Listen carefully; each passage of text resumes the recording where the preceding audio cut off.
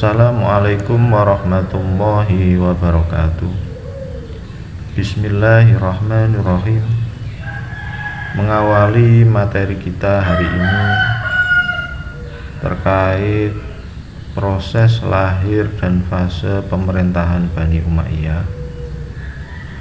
Sebelum kita mempelajari materi tersebut, mari kita berdoa kepada Allah Subhanahu wa Ta'ala. Mudah-mudahan apa yang kita pelajari pada hari ini diridhai oleh Allah dan dimudahkan oleh Allah. Al-Fatihah. A'udzu billahi minasyaitonir rajim. Bismillahirrahmanirrahim. Alhamdulillahi rabbil alamin arrahmanir rahim maliki yaumiddin. Iyyaka na'budu wa iyyaka nasta'in. Ihdinas siratal mustaqim. Siratal ladzina an'amta 'alaihim ghairil maghdubi 'alaihim waladdallin.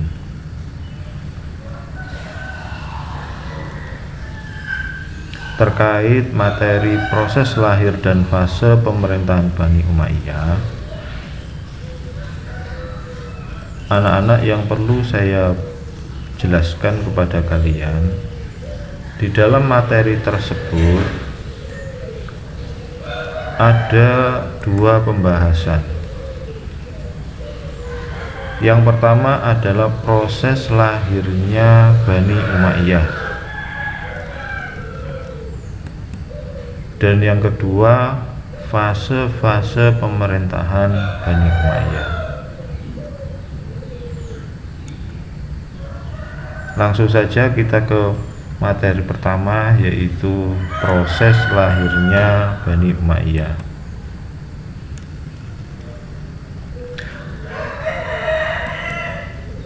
Proses lahirnya Bani Umayyah.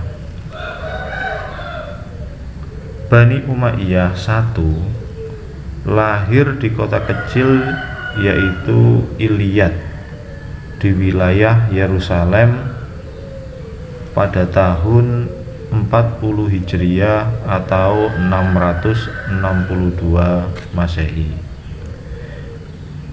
yang dipimpin oleh Muawiyah bin Abi Sofyan. Muawiyah bin Abi Sofyan adalah salah seorang sahabat Nabi yang tergolong cerdas.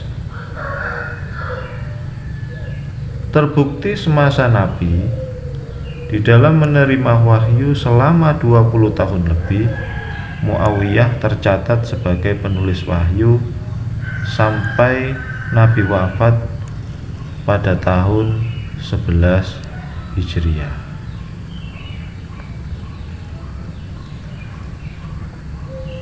Proses lahirnya Bani Umayyah, hal ini didasari oleh Umayyah atas ketidaksetujuannya Umayyah atas pemerintahan yang dilakukan oleh Khalifah Ali bin Abi Thalib.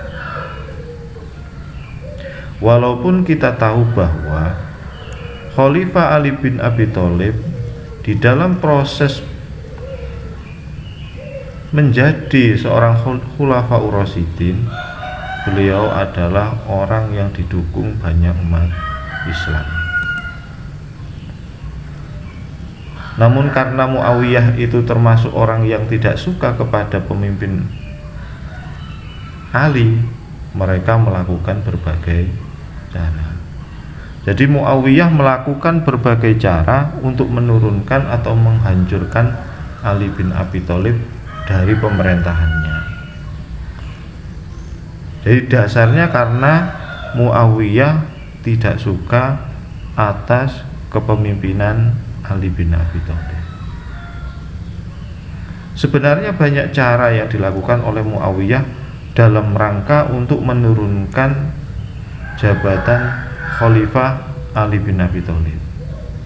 Salah satu caranya Muawiyah adalah memfitnah Ali atau memfitnah Khalifah Ali bin Abi Thalib dengan menyebarkan isu bahwa Ali lah yang ada di belakang terbunuhnya Utsman bin Affan. Kita tahu bahwa Utsman bin Affan itu adalah khalifah yang ketiga.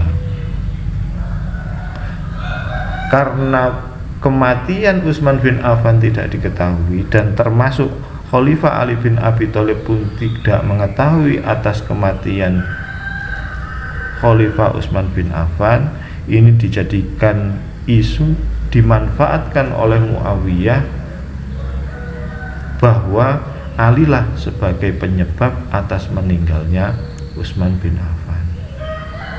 Isu itu terus berkembang. Hari demi hari isu itu terus berkembang. Akhirnya apa? Akhirnya ada beberapa orang yang termakan oleh isu tersebut, termasuk pembesar di kalangan umat Islam. Pembesar di kalangan umat Islam, salah satunya adalah Siti Aisyah, Zubair bin Awam, Tolha bin Ubaidillah. Mereka adalah pemuka-pemuka Islam atau pembesar-pembesar Islam, ya, yang ikut termakan atas isu yang dilontarkan oleh Muawiyah bin Abi Sufyan. Akhirnya apa? Karena Utsman bin Affan dinilai oleh pemuka Islam atau pembesar Islam dibunuh oleh Ali atas isu yang disampaikan oleh Muawiyah bin Abi Sufyan, akhirnya muncullah yang namanya perang.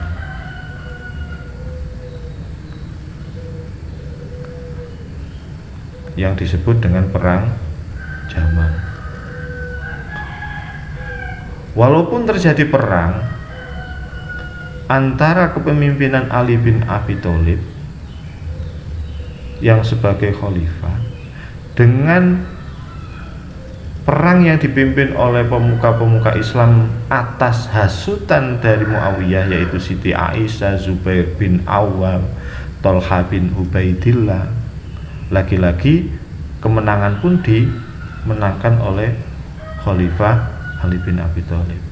Karena Khalifah Ali bin Abi Thalib walaupun tidak disukai orang Islam, tapi mayoritas orang Islam menghendaki atas kepemimpinan Khalifah Ali bin Abi Thalib. Merasa tidak tenang, merasa tidak puas atas apa yang telah dilakukan oleh Muawiyah, terbukti dari kekalahan di dalam perang yang dilakukan oleh pemuka-pemuka Islam dalam perang Jamal. Langkah Muawiyah pun terus dilanjutkan. Langkah Muawiyah untuk menaklukkan pemerintahan Ali. Langkahnya tidak hanya sekedar dalam perang Jamal. Langkah Muawiyah terus berlanjut. Akhirnya apa? Ketika perang Jamal dilakukan, kemudian tidak mendapatkan hasil yang baik, maka Muawiyah melakukan langkah selanjutnya, yaitu melakukan propaganda untuk menghancurkan pemerintahan Khalifah Ali. Dengan cara apa? Dengan cara menghimpun kekuatan besar untuk menyerang Khalifah Ali bin Abi Thalib. Akhirnya terjadilah perang juga, ya. Akhirnya terjadilah perang juga, yang kemudian perang tersebut disebut dengan perang Siffin. Perang Siffin itu adalah perang yang terjadi di wilayah Siffin. Siffin itu adalah daerah perbukitan antara Madinah dan Damaskus. Langkah Muawiyah yang kedua ini pun tidak mendapatkan hasil yang diinginkan. Kemenangan pun tetap dimenangkan oleh Khalifah Ali bin Abi Thalib. Lagi-lagi sikap Muawiyah yang tidak mau menerima kekalahan atas beberapa langkah yang telah dia lakukan, akhirnya Muawiyah melakukan berbagai cara, dan cara yang selanjutnya tidak melalui peperangan. Artinya apa? Dia mencari cara yang lain bagaimana agar Khalifah Ali bin Abi Thalib mau turun dari jabatan sebagai khalifah.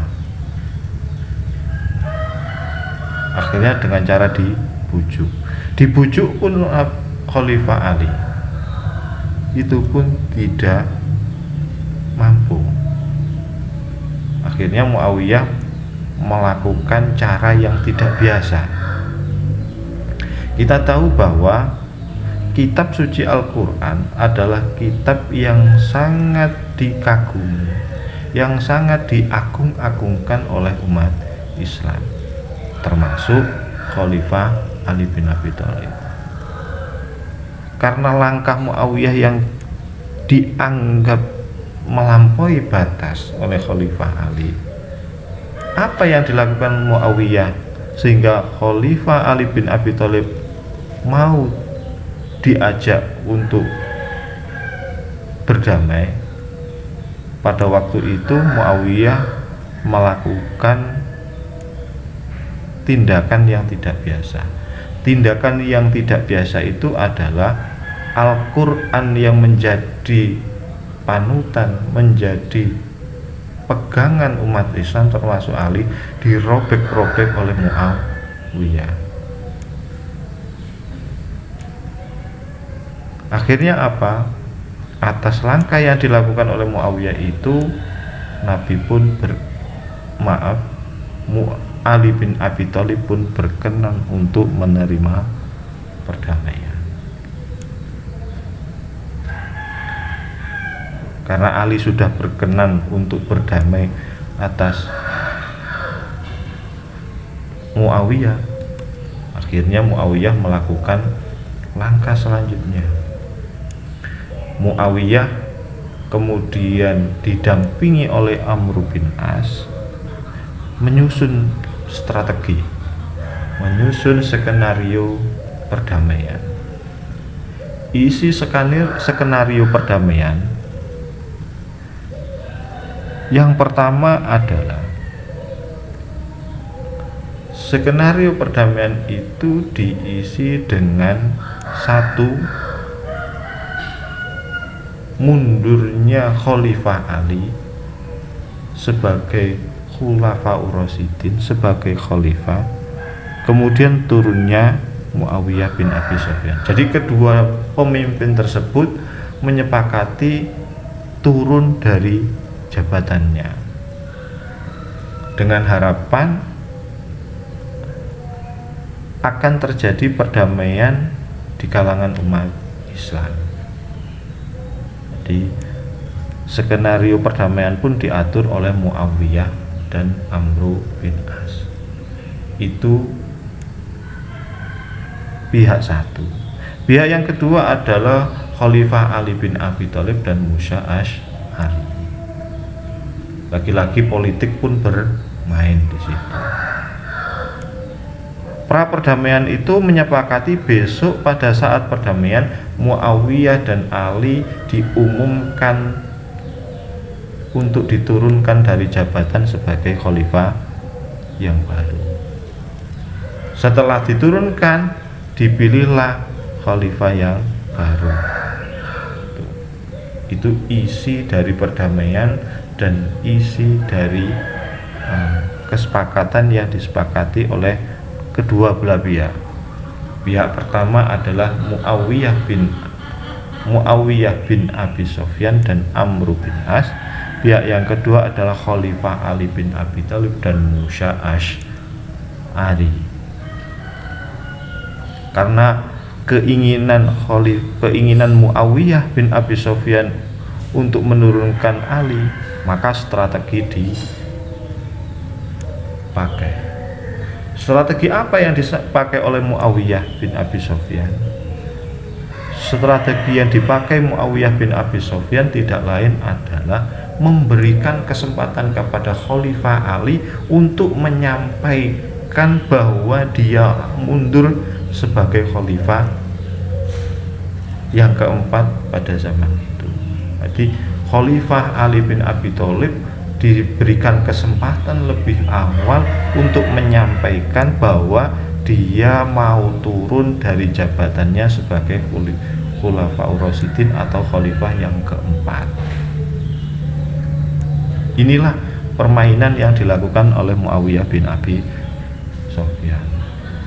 Karena Khalifah Ali bin Abi Thalib itu telah menyampaikan kemundurannya dari jabatannya sebagai khalifah, maka itu dimanfaatkan oleh Muawiyah bin Abi Sufyan. Ya, dimanfaatkan oleh Muawiyah bin Abi Sufyan. Pemanfaatannya bagaimana? Pemanfaatannya tidak lain adalah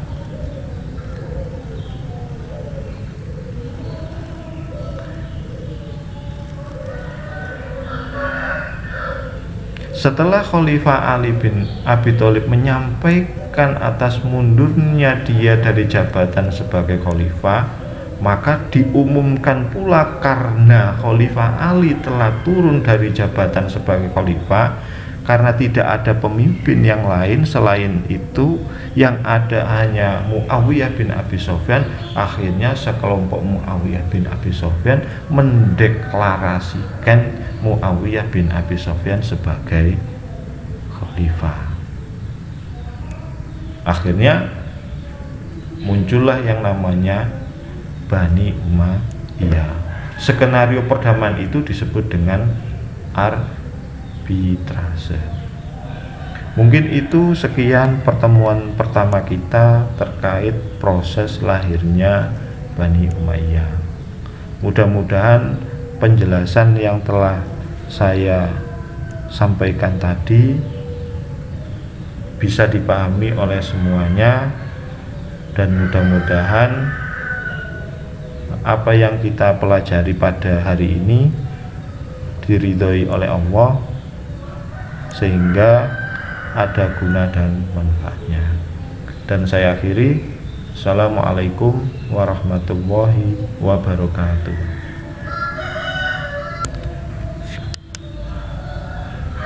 Anak-anak, saya pesan untuk pertemuan selanjutnya kita akan membahas fase-fase pemerintahan Bani Umayyah. Jadi di dalam pembahasan fase-fase pemerintahan Bani Umayyah ini, yang kita akan bahas yang pertama adalah fase berdiri dan pembinaan, yang kedua fase kemajuan, yang ketiga adalah fase lemah sampai runtuhnya pemerintahan Bani Umayyah. Saya minta tolong sebelum materi ini disampaikan atau saya sampaikan, tolong dibuka dan dibaca. Terima kasih.